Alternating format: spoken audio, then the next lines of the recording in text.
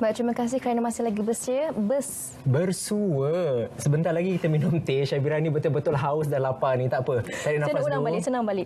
Terima kasih kerana masih setia bersama kami di Selamat Pagi Malaysia. Baik. Dan kita masih lagi berkisahkan mengenai PKP, dan kali ini kita nak bincang mengenai merancang keluarga sepanjang PKP. Baik, untuk mengulas mengenai perkara berkenaan, kita bawa tetamu khas.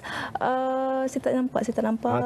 Okey, ini nampak sangat lapar sangat. Dah jumpa dah. Okey, Dr. Hamizah Muhammad Hassan, bahagian reproduksi manusia LPPKM. Baik, terima kasih Doktor kerana sudah bersama dengan kami pada pagi ini bagi membincangkan mengenai merancang keluarga sepanjang PKP. Ya, doktor, banyak penganalisis meramalkan bahawa keadaan ekonomi kita mungkin sedikit runcing pasca COVID-19 nanti. Jadi perlu untuk kita beri perhatian mengenai banyak perkara, termasuklah aspek perancangan keluarga ini bagi memastikan kesejahteraan dan juga keharmonian keluarga itu sendiri. Kita mulakan dengan memberi pemahaman kepada masyarakat mengenai keperluan ataupun kepentingan merancang keluarga pada waktu ini PKP. Doktor. Bismillahirrahmanirrahim. Assalamualaikum warahmatullahi wabarakatuh. Terima kasih kerana memberikan saya peluang berada di sini hari ini. Kita ingin bercakap tentang PKP pada ketika COVID-19 pandemik ini, bahawa perhatian perlulah diberi untuk merancang keluarga, kerana yang seperti Tuan maklumkan tadi, akan terjadi banyak cabaran selepas pasca pandemik ini. Dan salah satu perkara yang amat penting adalah sama ada keluarga itu bersedia untuk menerima ahli baru di dalam keluarga mereka. Jadi perancangan keluarga itu adalah penting untuk mengelakkan kehamilan yang tidak dirancang. Kerana kehamilan tidak dirancang boleh menjejaskan keharmonian keluarga tersebut dan kesejahteraan mereka. Dan saya ingin memetik salah satu kenyataan yang dibuat oleh Patrick Whittle daripada ABC News Online. Pada tahun 1998 terdapat ribut salji yang hebat di New Hampshire dengan di Maine, United Kingdom, pada tahun 1998, di mana bandar-bandar tersebut ditutup dan penduduk terperangkap di dalam rumah dalam jangka masa yang lama. 9 bulan kemudian terjadi baby boom. Terjadi baby boom. Jadi perkara yang sama mungkin berlaku di Malaysia selepas ini. Kerana ibu bapa semua duduk di rumah, tidak dapat keluar. Pastinya proses reproduksi manusia itu akan berlaku inilah realiti yang perlu untuk kita sama-sama terima. Nasib baik kita bujang kita tak dapat mereproduksi manusia. Baik. Baik. Doktor, cuma isunya pada waktu ini cabaran yang dihadapi oleh ahli keluarga ataupun pasangan yang merancang keluarga adalah, kita semua faham bahawa pada waktu ini sektor tidak kritikal, termasuklah klinik perancang keluarga yang disediakan oleh LPPKN sendiri tidak beroperasi. Jadi bagaimanalah sekiranya pil yang diperlukan untuk merancang keluarga ini habis. Macam mana mereka nak dapatkan bekalan pil berkenaan? Ya, seperti sedia maklum, perkhidmatan yang tidak kritikal seperti klinik perancang keluarga, klinik kanak-kanak untuk suntikan vaksinasi semua ditutup ketika ini. Jadi memang perkara yang semula jadilah keputusan bekalan pil-pil kontraseptif dan juga kaedah kontraseptif yang lain. Dan di sini kita menasihatkanlah ibu-ibu di sana supaya mengambil tindakan segera. Sekiranya anda terputus pil, anda boleh pergi ke klinik ataupun farmasi yang terdekat di rumah. Untuk mendapatkan pil perancang tidak memerlukan preskripsi daripada seorang doktor di farmasi, kerana dia adalah ubat kategori C. Ubat ada kategori A, B dan C. C boleh dibeli di farmasi tanpa preskripsi. Dan sekiranya mereka rasa ragu-ragu, boleh pergi ke klinik swasta yang berdekatan. Kerana klinik swasta masih ada yang dibuka lagi untuk mendapatkan bekalan mereka. Baik doktor. Tentang untuk merancang keluarga bukan bergantung kepada pil perancang semata-mata, tetapi ada juga kaedah lain seperti kaedah suntikan kontraseptif. So bagaimana kalau suntikan itu telah pun tamat tempoh? Bagaimana? Bagi wanita yang menggunakan kaedah kontraseptif suntikan, mereka perlu menggunakan kaedah yang lain sekiranya sudah sampai tamat tempoh suntikan tersebut. Contohnya suntikan selalu dalam 2 atau 3 bulan, kita bagi tarikh untuk suntikan seterusnya. Mereka boleh lewat seminggu ke 2 minggu daripada tarikh suntikan tersebut. Tetapi PKP kita dah sebulan. So maknanya mereka sudah terlewat daripada 2 minggu daripada tarikh suntikan yang diberikan, maka mereka memerlukan kaedah tambahan seperti kondom ataupun pil perancang. Dan mereka boleh mendapatkannya macam kondom di mana-mana sahaja, senang di 7-Eleven pun ada, ataupun mendapatkan di farmasi atau di klinik swasta yang berdekatan. Kiranya macam suntikan tu memang tidak boleh buat apa, kita tukar kepada kaedah lain. Ya, tukar kepada kaedah lain, sementara apabila klinik dibuka semula boleh datang untuk menyambung suntikan tersebut. Baik, selain daripada kaedah pengambilan pil suntikan, ada juga wanita yang menggunakan kaedah alat dalam rahim ataupun IUCD ataupun implan. Bagaimana sekiranya IUCD itu dah tamat tempoh? Ya, sama juga caranya. Katakan IUCD tersebut telah tamat tempoh, dia akan mengurangkan keberkesanannya. Dan sekiranya wanita itu rasa ragu-ragu dan bimbang, perlu mengambil alternatif seperti yang tadi juga, iaitu menggunakan kondom atau mengambil pil. Kerana pil mudah didapati di farmasi dan di klinik swasta. Kalau dah aksiden juga macam mana? Ya, sekiranya wanita tu merasakan bahawa mereka telah mengadakan hubungan dalam keadaan tidak selamat lah. Maknanya risiko hamil tu telah berlaku, mereka boleh menggunakan kaedah yang kita panggil emergency contraceptive, ECP. Emergency contraceptive pill ni dia ada beberapa jenis lah. Yang paling popular tu adalah pil yang 2 biji kita panggil Postino 2. Ambil serta-merta ataupun pagi esoknya, dan kemudian 12 jam kemudian makan lagi sebiji. So pil ini boleh dimakan dalam masa tempoh 72 ke 150 jam lah, iaitu antara 3 ke 5 hari maksimum. Selepas 5 hari dia sangat kurang berkesan. Keberkesanan pil ni ada lebih kurang 85% sahaja.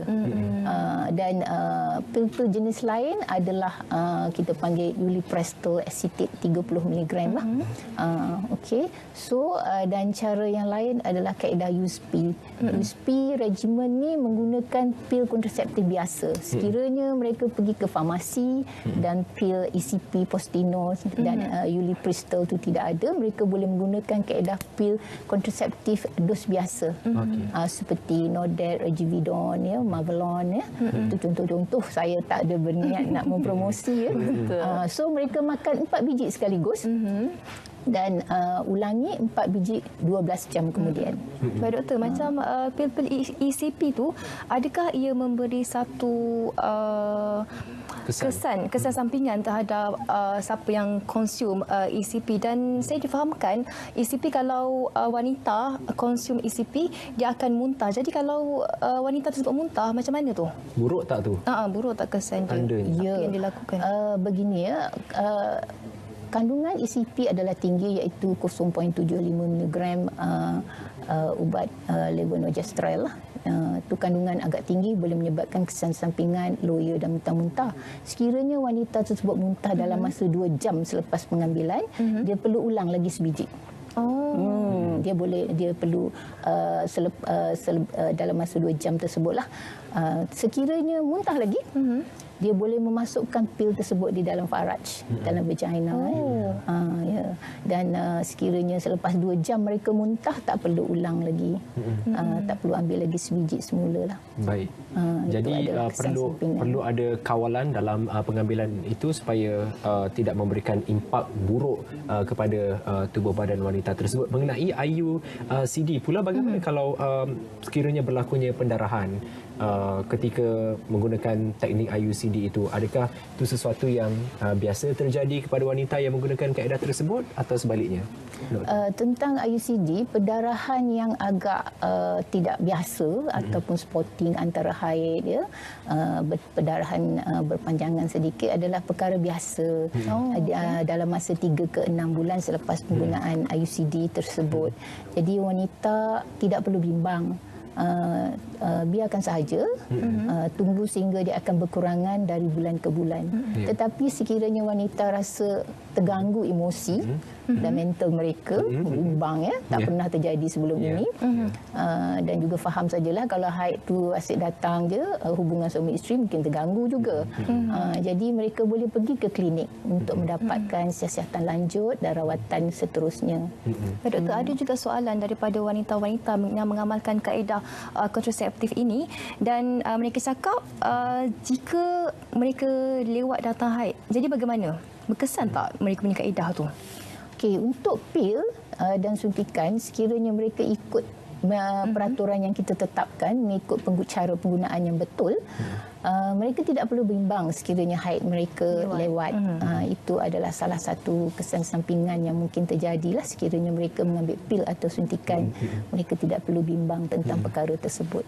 Kiranya benda itu adalah perkara common lah, perkara biasa yang berlaku. Ya, tetapi bagi setengah wanita mungkin ia merisaukan mereka. Sekiranya makan pil dan lewat haid mereka, tunggu seminggu selepas pil terakhir tersebut. Baru buat urine pregnancy test atau ujian kehamilan menggunakan air kencing awal pagi. First urine in the morning. Dan sekiranya negatif, teruskan makan pack yang lain. Tidak perlu menunggu haid tersebut. Baik. Tapi doktor, cuma untuk kita kaitkan dengan keadaan semasa sekarang ini di mana pergerakan kita terbatas untuk bergerak, adakah melewat-lewatkan sekiranya berlaku side effect, kesan sampingan itu akan memberikan kesan lebih buruk atau nak atau tidak? Sebab mungkin ada setengah wanita ini yang paranoid, nak keluar daripada rumah 10 langkah pun takut dijangkiti ataupun terdedah kepada risiko penularan. Sedikit nasihat bahawa keperluan untuk melakukan, untuk keluar juga pergi berjumpa dengan doktor di pusat-pusat kesihatan untuk mendapatkan rawatan sekiranya berlaku kesan sampingan ini. Ya, bagi wanita yang bimbang untuk keluar dengan begitu mudah sekali, mereka boleh mendapatkan nasihat secara direct daripada FB LPPKN, Facebook LPPKN, iaitu di Facebook rasmi dan juga di Facebook LPPKN negeri. Setiap negeri mempunyai Facebook mereka tersendiri. Di situ terteralah bahawa kami menyediakan perkhidmatan melalui FB Messenger.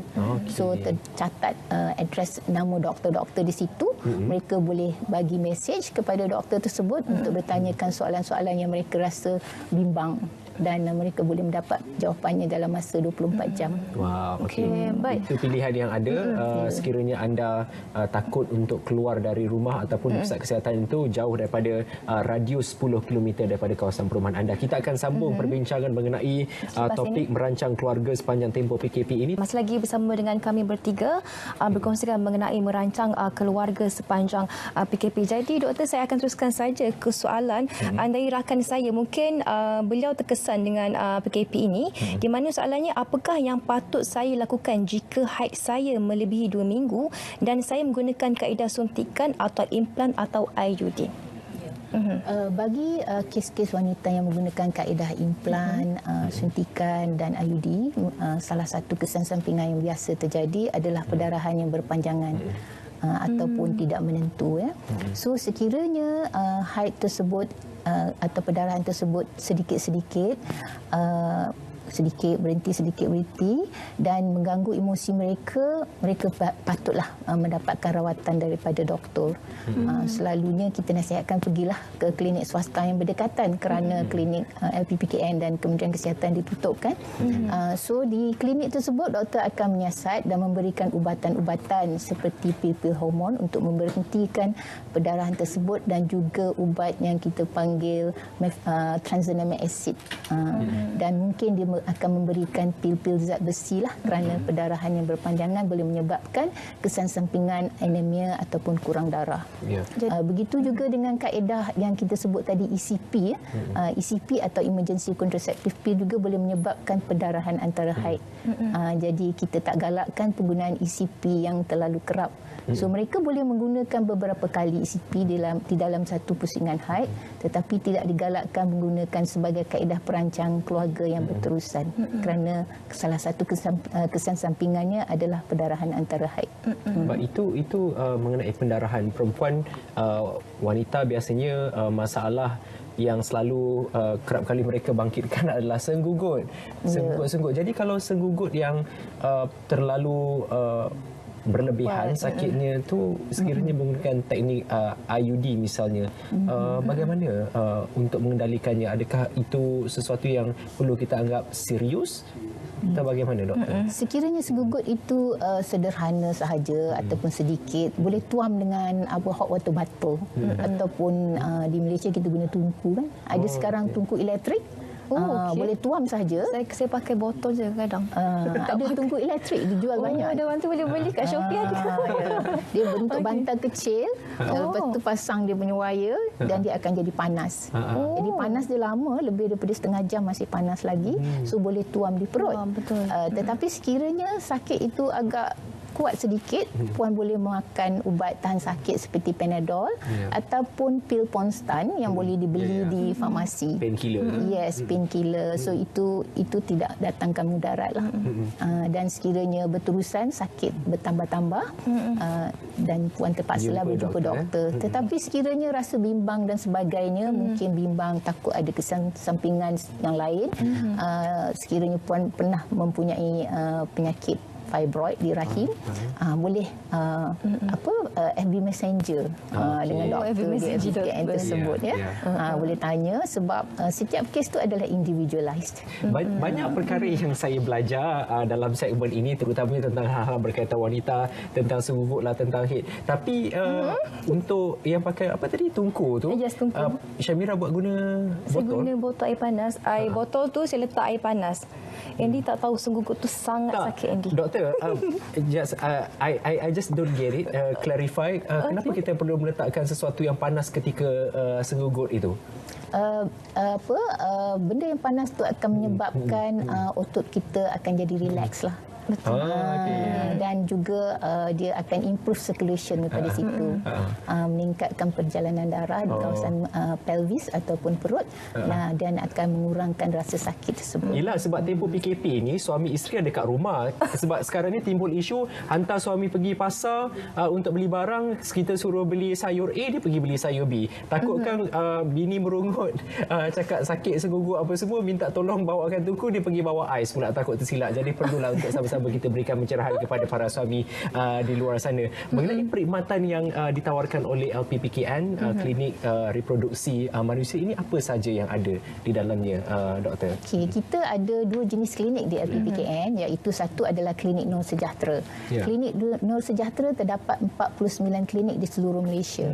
Dan klinik ini menawarkan perkhidmatan perancang keluarga dan juga perkhidmatan saringan kanser reproduktif seperti ujian Pap smear, ujian HPV DNA, pemeriksaan payudara, dan juga kita akan bagi subsidi mamogram, pemeriksaan payudara melalui X-ray lah. Dan ianya percuma bagi yang berpendapatan 10,000 ke bawah. Dan juga kita mempunyai saringan kesejahteraan. Sekiranya macam puan ingin melihat sama ada kolesterol tinggi, tekanan darah tinggi dan sebagainya, pergi ke sana dengan harga RM10 anda boleh mendapatkan ujian darah untuk gula dan kolesterol, dan juga mengukur berat badan, dan mengukur BMI. Cik BMI. Kalau ini tengok saya normal tak BMI saya? Normal. Tengok, normal. Okey, doktor dah tolong jawab kan.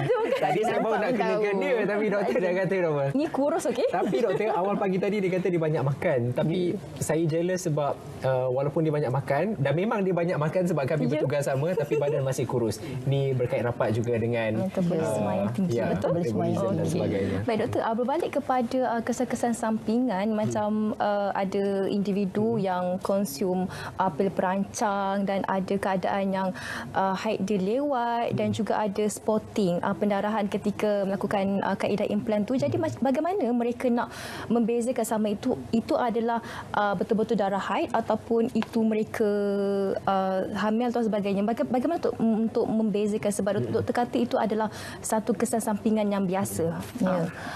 Kita biasa mendapat soalan begini untuk wanita Islam yang masalahnya adalah untuk solat. Sekiranya haid mereka contohnya haid 7 hari berhenti, kemudian 2 hari 3 hari selepas tu datang semula dan berterusan sehingga lebih 2 ke 3 minggu. kalau ikut Islam istihadah 2 minggu. Betul. Jadi kalau lebih daripada 2 minggu adalah dikira darah istihadah. So jadi puan bolehlah sembahyang selepas 2 minggu. Dan untuk membezakan sesuatu tu adalah haid yang normal ataupun tak normal. Haid yang normal selalunya berlaku dalam masa kurang dari 10 hari. Kalau berlebih daripada 10 hari itu kita kena mula syak sesuatu yang tidak normal lah. Digalakkan untuk bertanya dengan doktor. Itu bukan di 15 hari paling banyak haid, bukan 15 hari. Sekiranya 15 hari dikira sudah terlalu lama, agak lama dan perlu pemerhatian. Dan sekiranya puan berterusan begitu, kena berjumpa doktor untuk siasatan. Mungkin ada masalah yang fibroid, endometrial polyp, ada ketumbuhan di dalam rahim, ataupun ada masalah di cervix, kanser cervix ke, ataupun ada ketumbuhan polip di cervix anda, ataupun mungkin hanyalah hormon tidak balance atau dysfunctional uterine bleeding. Awak tanya tentang awak ke? Tak, saya mewakili kawan-kawan saya. Sebenarnya dia nervous ni, dah dengar ni komplikasi dia risau kita sebagai wanita kan tak tahu apa-apa. Baik, mungkinlah kalau ada wanita yang tidak mahu mengambil atau mengkonsumsi ubat-ubatan. Satu yang saya tengok di laman Twitter misalnya, suami juga kena tahu yang waktu subur isteri, waktu tak subur isteri, yang saya pun sebenarnya tak dapat cerap sampai sekarang ni. Mungkin saya perlu disegerakan menerima jodoh untuk faham tentang perkara tersebut. Saya tahu doakan. Baik, terima kasih banyak-banyak. Semoga dapat memberikan input bukan saja untuk para wanita, malah suami dan lelaki di sana. Terima kasih banyak-banyak doktor, semoga bermanfaat. Kalau ada apa-apa masalah terus kontak dengan MD Messenger LTBKN nanti. Terima kasih banyak-banyak.